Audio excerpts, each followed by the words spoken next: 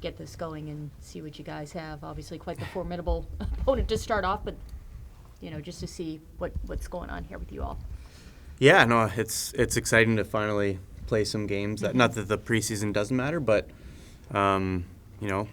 these ones are for points, and so it's exciting just to get going and have the new coaching staff up and running and kind of implementing some new systems, and thought we had a great camp, and so just excited for everyone, coaches, management, players, to get going for real. It's interesting. I think I saw that you're the third youngest team in the league. Mm-hmm. But when you look at the forward group, there's still a lot of 30-something veterans on there. What is it about that mix that you like, and do you expect that to kind of change as the season goes on? Are guys on the Nazar path, in other words? Yeah, we do have a couple players in Rockford that are very close, and so conceivably we could. Our average age could drop a little bit, but that remains to be seen. We've got our team that we're running with right now, and we are a young group, but you have to have a little bit of a mix there.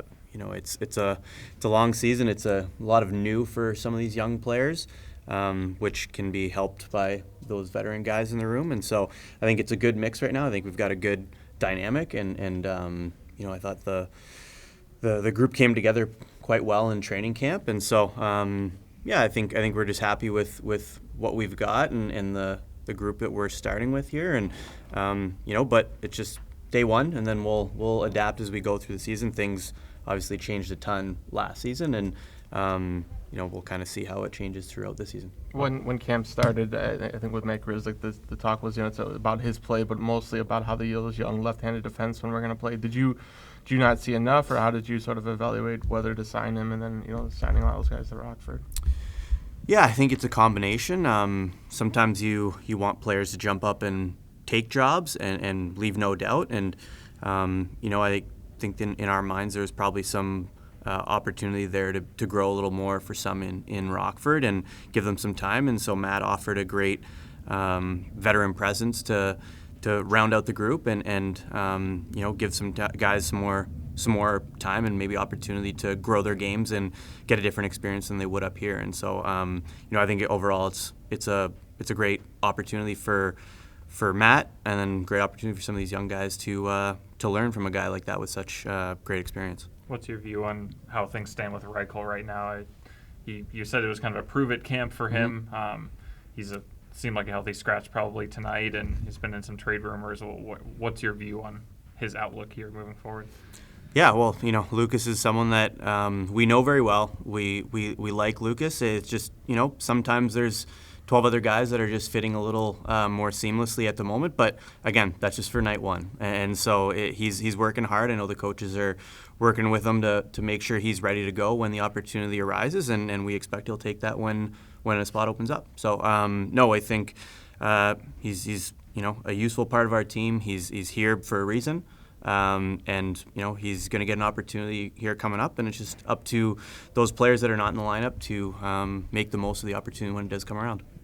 Where do you feel Kevin Korchinski's development is, and where do you like to see maybe if it's the next step this season? Yeah, I think again, Rockford's a great opportunity for a player like Kevin to play a ton. He's going to play a lot down there, which wouldn't have been the situation here. He's going to be able to play every situation, left side, right side, power play. Meaningful minutes at the end of periods, end of games, and so I think that's invaluable to a 21-year-old defenseman that's still raw and coming into his own in pro hockey.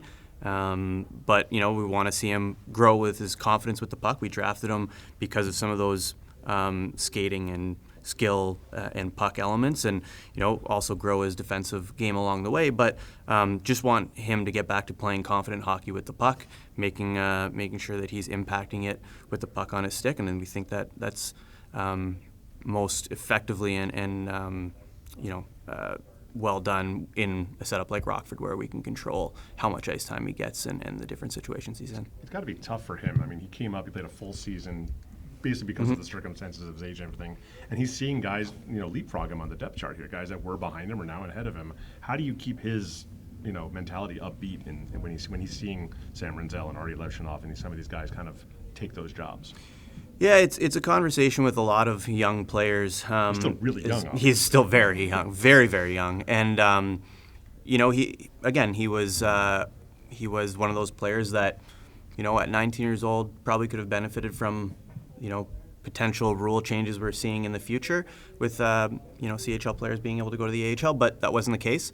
But with young prospects, I think it's important to make sure they focus on their own development, just because everyone is so different and their needs and the situations are all so different that once you start comparing yourself to someone else, it's a slippery slope. It's an easy thing to do, but it's also a slippery slope. And so you just have to focus on what's best for you in that moment and making sure that you're doing everything you can in your situation and your skill set to improve, to make sure that you're on the right track to being a full-time NHLer. And we feel he is. We feel he's in the best position to do that right now. And but that's not the same case for everyone. Just like when he was 19 and we kept him, some players go back to junior, and that doesn't mean they're any further or behind or ahead of anyone that maybe does get NHL time right away. So, it's sometimes I understand the dynamic and how difficult it could be, but for the How is most he part, handling it? Like- yeah, I know. I think he's total pro. Total pro. He's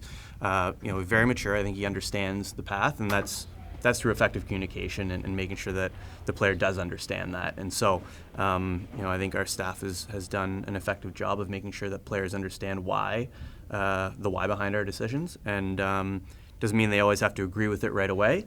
A few, do in most circumstances. But I think we're in a spot with a lot of all of our players where they understand, they're bought in, and they're on the best path to becoming NHLers. Sorry to keep hammering the Korchinski topic, Yep. but he chose to only gain a few pounds this summer, feeling like he didn't want to get too slowed down. Mm-hmm. But strength has been something I feel like it's talked about a lot, is that he keeps needing to get stronger. It's come up for 3 years now. Where do you feel like he stands in terms of that? And do you want him to eventually gain more weight? Do you feel like he's gotten to the point he needs to on that category? Yeah, I think sometimes strength and weight are different conversations. Yeah. But I think he's on a really good path. I don't think there was anything wrong or inefficient about what he did this offseason. It's just, for a lot of these players and young players, it's about reps and just, gaining that strength on the ice in season against men. And there is some work to be done, obviously, in the summers. But I wouldn't say his physical makeup is behind the curve at this point. I think he's the weight's there, and it's just about gaining the experience and the physicality in games, and he's going to get a ton of that exposure this year. There are some players that, like Oliver Moore, that seem to have pretty good camps and were poised to make the day one roster. I guess what went into the decision to send him, Allen, and some of those players down to Rockford to start? Yeah, I think I'm not sure if Blash talks to you guys more than I do, but something we've always talked about, and I know he's probably mentioned, is that there's a difference between surviving and thriving, and we want some of these players to thrive. And in some cases, and in most cases, that's some time in the AHL. Doesn't mean they're there for the rest of the year or anything like that. It's just they're there to grow their skill set and grow their understanding of pro hockey, whether it be getting up to speed with the pace of the game, the physicality, the schedule. There's a lot of things they can learn from time in Rockford, and so I think that's going to be really beneficial to him. And when he does come back, I think he's going to be even more prepared to succeed and thrive at the NHL level. Do you have any specific timetables on Slaggert, Brossoit, Anderson? Brossoit, no. Slaggert should be a pretty close to minimum IR stint. I think Joey, I'm not too sure. I'll have to get back to you on that one, but shouldn't be long term. Should be, in the next little while, he should be back up and running. But Slag should be back pretty soon. From a wider standpoint, the McDavid contract and the Kaprizov contract, are those outliers because of their situations, or do they affect the overall market when you start thinking about long term here? I think the one thing is that we're again we want to draw conclusions to everything and build a pattern and how that's going to predict future behavior, but I don't think anyone knows. I think everyone's just so everyone's situation is different, players' motivations and teams' motivations, and it's all very different, and it's all specific to each case. And so I look at it just as much as everyone else, and I have no clue. I don't know where it's headed. I don't know what it means for anyone down the road, or what guys could get in free agency next year. You try and figure it out, but it just seems so.